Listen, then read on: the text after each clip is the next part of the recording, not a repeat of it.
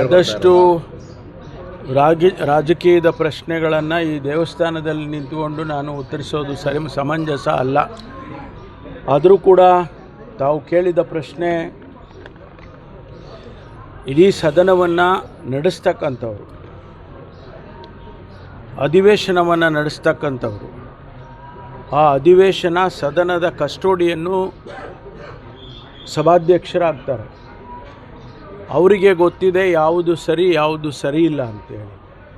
ಹಾಗಾಗಿ ಅವರ ತೀರ್ಮಾನ, ಸದನದಲ್ಲಿ ಆಗಿರ್ತಕ್ಕಂಥ ತೀರ್ಮಾನವನ್ನು ನಾವು ಯಾರೂ ಪ್ರಶ್ನೆ ಮಾಡೋದಕ್ಕೆ ಆಗೋದಿಲ್ಲ. ಹಾಗಾಗಿ ಅದರ ಬಗ್ಗೆ ಹೆಚ್ಚು ವ್ಯಾಖ್ಯಾನವನ್ನು ನಾನು ಮಾಡೋದಕ್ಕೆ ಹೋಗೋದಿಲ್ಲ.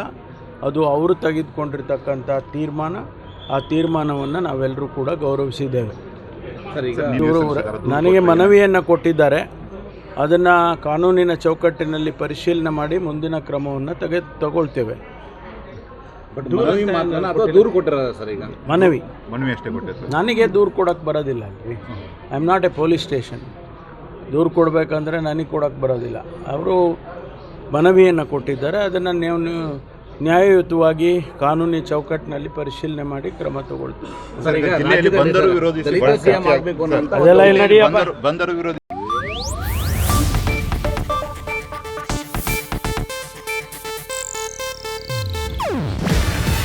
ಇದು ಏಷ್ಯಾನೆಟ್ ನ್ಯೂಸ್ ನೆಟ್ವರ್ಕ್ ಪ್ರಸ್ತುತಿ. ನೀವು ನೋಡ್ತಿದ್ದೀರಾ ಏಷ್ಯಾನೆಟ್ ಸುವರ್ಣ ನ್ಯೂಸ್.